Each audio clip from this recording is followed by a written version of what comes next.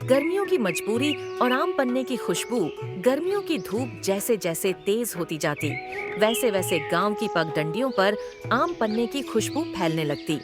छोटे से गांव राजापुर की कच्ची गलियों में एक औरत अपनी छोटी सी बेटी के साथ आम पन्ना बेचती नजर आती थी।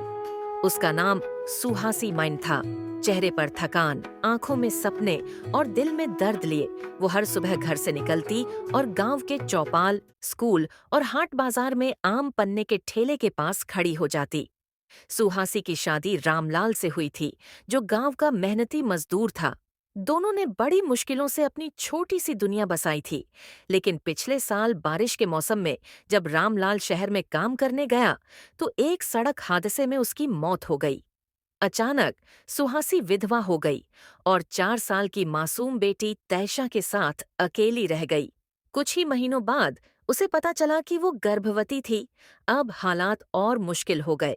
एक तरफ पेट में पल रही जिंदगी, दूसरी तरफ 4 साल की नन्ही बच्ची की जिम्मेदारी।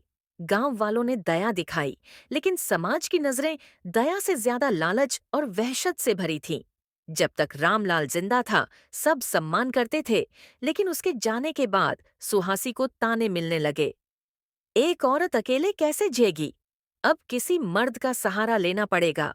घर में बैठ, ज्यादा बाहर मत निकला कर। लेकिन सुहासी जानती थी कि किसी के सहारे के इंतजार में उसकी बच्ची भूखी नहीं रह सकती।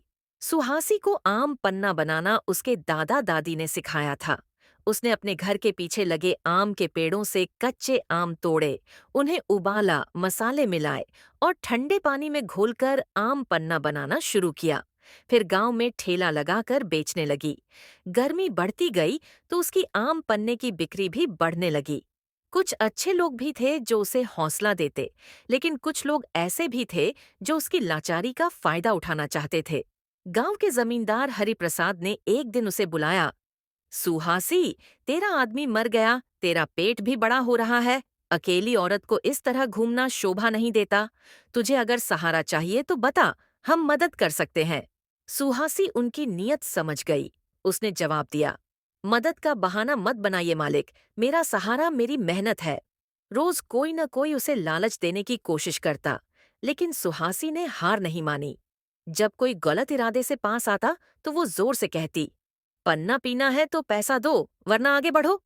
धीरे धीरे लोग समझ गए कि सुहासी कमजोर नहीं, मजबूत है। सुहासी का सपना था कि उसकी बेटी तैशा पढ़े और आगे बढ़े। आम पन्ना बेचकर उसने थोड़ा थोड़ा पैसा जोड़ना शुरू किया और तैशा का एडमिशन गांव के सरकारी स्कूल में करवा दिया।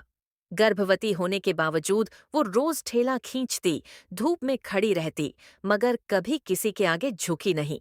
एक दिन गांव में एक एनजीओ के लोग आए, जो महिलाओं के लिए आत्मनिर्भरता की ट्रेनिंग दे रहे थे।